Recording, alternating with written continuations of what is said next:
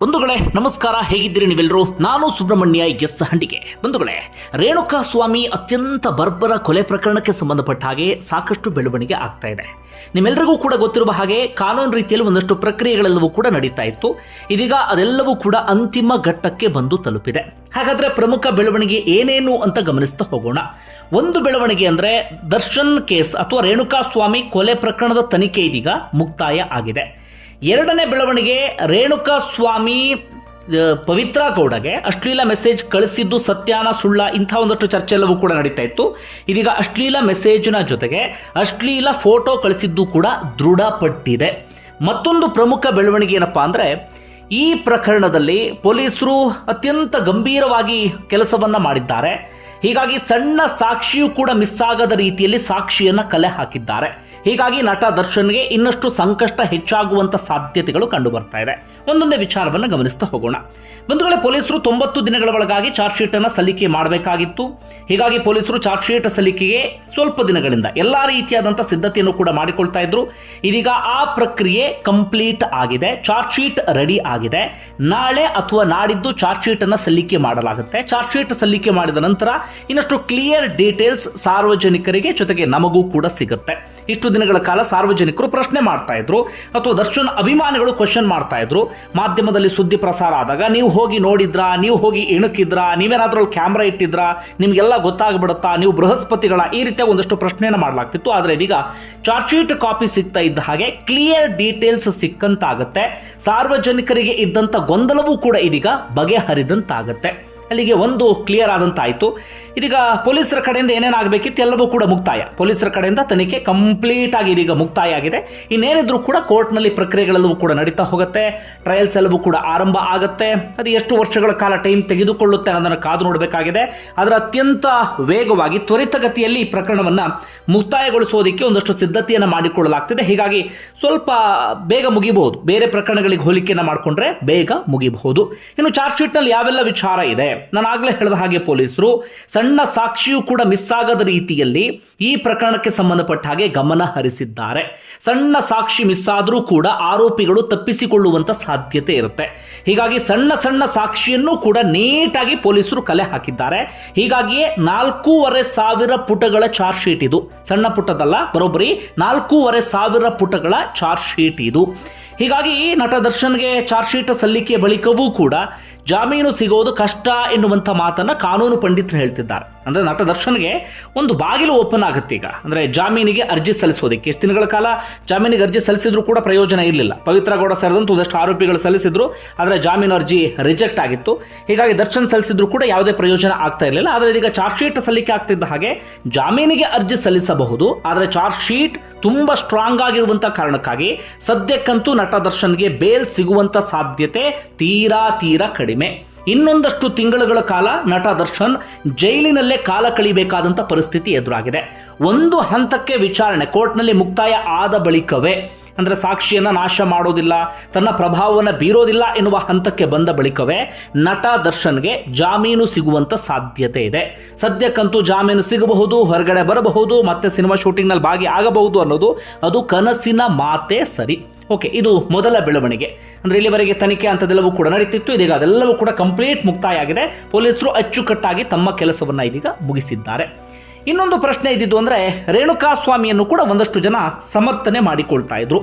ರೇಣುಕಾ ಸ್ವಾಮಿ ಅಶ್ಲೀಲ ಮೆಸೇಜ್ ಮಾಡಿಲ್ಲ, ಅಶ್ಲೀಲ ಫೋಟೋ ಕಳಿಸಿಲ್ಲ, ಅಶ್ಲೀಲ ಫೋಟೋ ಎಲ್ಲಿದೆ ತೋರಿಸಿ, ಅಶ್ಲೀಲ ಮೆಸೇಜ್ ಎಲ್ಲಿದೆ ತೋರಿಸಿ ಅಂತ ಒಂದಷ್ಟು ಜನರ ವಾದ ಆಗಿತ್ತು.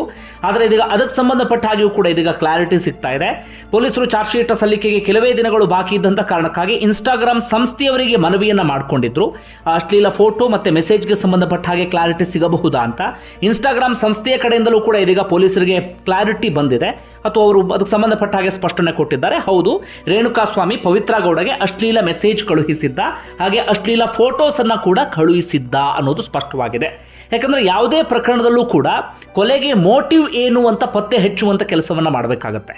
ಕೊಲೆಗೆ ಮೋಟಿವ್ ಏನು ಅಂತ ಗೊತ್ತಾದಾಗ ಮಾತ್ರ ಒಂದು ಪ್ರಕರಣ ತಾರ್ಕಿಕ ಅಂತ್ಯಕ್ಕೆ ಹೋಗೋದಕ್ಕೆ ಸಾಧ್ಯ. ಅಂದರೆ ಯಾರು ಕೊಲೆ ಮಾಡಿದ್ರು ಅಂತ ಇಟ್ಕೊಳ್ಳಿ, ಆ ಕೊಲೆ ಕಾರಣ ಏನು ಅಂತ ಗೊತ್ತಾಗಬೇಕು. ಯಾಕಂದರೆ ಸುಖಾಸುಮ್ಮನೆ ಕೊಲೆ ಮಾಡೋದಕ್ಕೆ ಯಾರೂ ಹುಚ್ಚರಲ್ಲ. ಕೊಲೆ ಮಾಡ್ತಾರಂದ್ರೆ ಅದಕ್ಕೊಂದು ಕಾರಣ ಇರಬೇಕಲ್ಲ, ಆ ಕಾರಣವನ್ನು ಪತ್ತೆ ಹಚ್ಚುವಂಥ ಕೆಲಸವೂ ಕೂಡ ಪೊಲೀಸರಿಗೆ ಸವಾಲಾಗಿರುತ್ತೆ.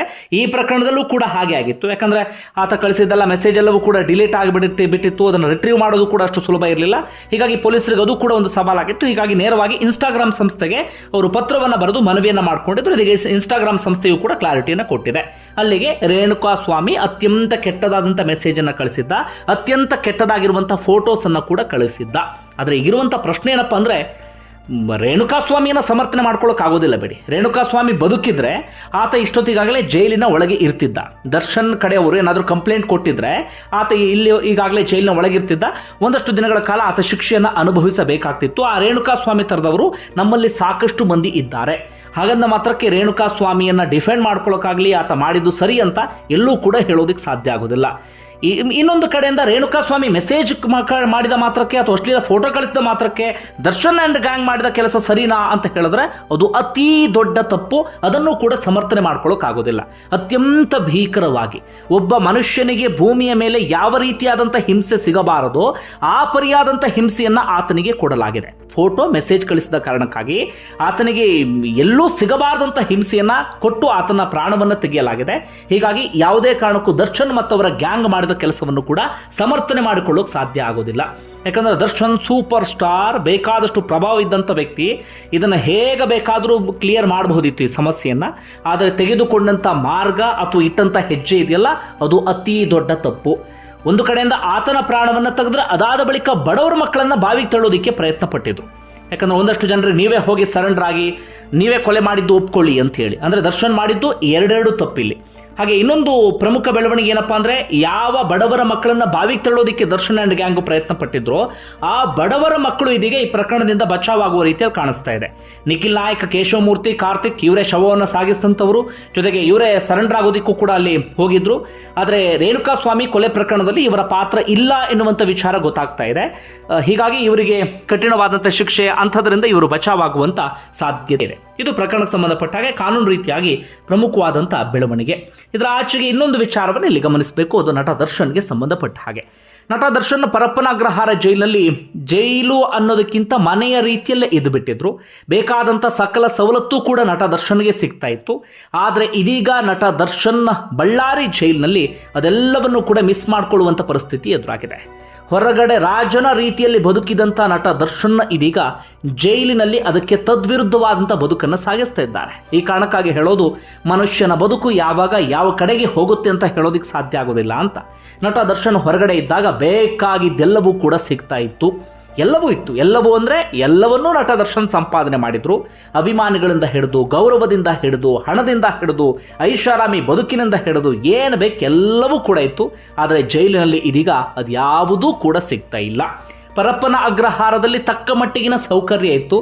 ಆದರೆ ಇದೀಗ ಬಳ್ಳಾರಿ ಜೈಲಿನಲ್ಲಿ ಅದು ಕೂಡ ಕಟ್ಟಾಗಿ ಬಿಟ್ಟಿದೆ. ಒಂಟಿ ಸೆಲ್ಲಲ್ಲಿ, ಕತ್ತಲೆ ಕೋಣೆಯಲ್ಲಿ ಒಂಟಿಯಾಗಿ ಜೀವನ ಕಳೆಯುವಂಥ ಪರಿಸ್ಥಿತಿ. ಯಾರನ್ನೂ ಭೇಟಿಯಾಗೋದಿಕ್ಕೆ ಅವಕಾಶ ಇಲ್ಲ. ಅಂದರೆ ಕುಟುಂಬಸ್ಥರ ಹೊರತಾಗಿ ಒಳಗಡೆ ಯಾರನ್ನೂ ಭೇಟಿಯಾಗೋದಿಕ್ಕೆ ಅವಕಾಶ ಇಲ್ಲ. ಯಾರ ಜೊತೆಗೆ ಕಾಲ ಕಳೆಯೋದಿಕ್ಕೆ ಅವಕಾಶ ಇಲ್ಲ. ಯಾರ ಜೊತೆಗೆ ಮಾತಾಡೋದಕ್ಕೂ ಕೂಡ ಅವಕಾಶ ಇಲ್ಲ. 4 ಗೋಡೆಯ ನಡುವೆ 24x7 ಕೆಲವೇ ಹೊತ್ತುಗಳ ಕಾಲ ಗಾರ್ಡನ್ನಲ್ಲಿ ಓಡಾಡೋದಕ್ಕೆ ಅವಕಾಶ ಇದೆ. ಅದರ ಆಚೆಗೆ ಆ ಕತ್ತಲ ಕೋಣೆಯಲ್ಲಿಯೇ ಕಾಲ ಕಳೆಯಬೇಕು. ಜೈಲಿನಲ್ಲಿ ಕೊಟ್ಟಂಥ ಊಟವನ್ನೇ ಮಾಡಬೇಕು. ಇನ್ಯಾವುದೇ ಮೋಜು ಮಸ್ತಿಗೆ ಇನ್ಯಾವುದಕ್ಕೂ ಕೂಡ ಅಲ್ಲಿ ಅವಕಾಶ ಇಲ್ಲ. ಇದು ದರ್ಶನ್ಗೆ ಸದ್ಯಕ್ಕೆ ಬಂದಿರುವಂಥ ಪರಿಸ್ಥಿತಿ. ಇನ್ನೂ ಪರಿಸ್ಥಿತಿ ಎಲ್ಲಿವರೆಗೆ ಬಂದುಬಿಟ್ಟಿತ್ತು ಅಂದರೆ, ಟಾಯ್ಲೆಟ್ಗೆ ಹೋಗೋದಕ್ಕೆ ಸಾಧ್ಯ ಆಗದಂಥ ಪರಿಸ್ಥಿತಿ. ನಟ ದರ್ಶನ್ ಬೆನ್ನು ಅಂತ ಹೇಳ್ತಾ ಇದ್ರು. ಈ ಕಾರಣಕ್ಕೆ ಊಟವನ್ನು ಮಾಡ್ತಾ ಇರಲಿಲ್ಲಂತೆ. ಊಟ ಮಾಡಿದ್ರೆ ನಾನು ಟಾಯ್ಲೆಟ್ಗೆ ಹೋಗಬೇಕು ಎನ್ನುವ ಕಾರಣಕ್ಕಾಗಿ ಕೊನೆಗೆ ಮನವಿ ಮಾಡಿಕೊಂಡ ಕಾರಣಕ್ಕಾಗಿ ಇದೀಗ ಸರ್ಜಿಕಲ್ ಚೇರ್ನ ವ್ಯವಸ್ಥೆಯೊಂದು ಮಾಡಲಾಗಿದೆ. ಒಬ್ಬ ಮನುಷ್ಯನ ಪರಿಸ್ಥಿತಿ ಹೇಗಿದ್ದು ಹೇಗೆಲ್ಲ ಆಗಬಹುದು ಅನ್ನೋದಕ್ಕೆ ದರ್ಶನ್ ಬೆಸ್ಟ್ ಎಕ್ಸಾಂಪಲ್. ಇದು ಸದ್ಯಕ್ಕೆ ಆಗ್ತಿರುವಂಥ ಬೆಳವಣಿಗೆ. ಬಂಧುಗಳೇ, ನಿಮ್ಗೆ ಏನಿಸ್ತದೆ ಕಮೆಂಟ್ ಬಾಕ್ಸಲ್ಲಿ ಮೆನ್ಷನ್ ಮಾಡಿ. ಧನ್ಯವಾದ ವಿಡಿಯೋ ನೋಡಿದ್ದಕ್ಕಾಗಿ.